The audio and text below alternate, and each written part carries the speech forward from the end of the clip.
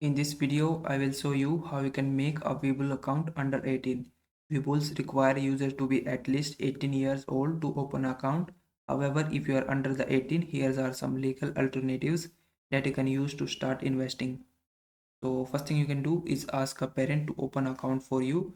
So if you have a trusted adult, they can open a Webull account in their name and invest on your behalf. They could later transfer the assets when you are 18. So just create an account on the behalf of your parents or any trusted adult.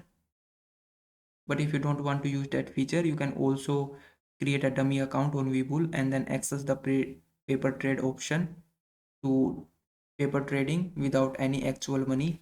So Webulls allow paper trading for free. You can use this feature without verifying your age, which is a great way to learn before opening a real account when you are 18.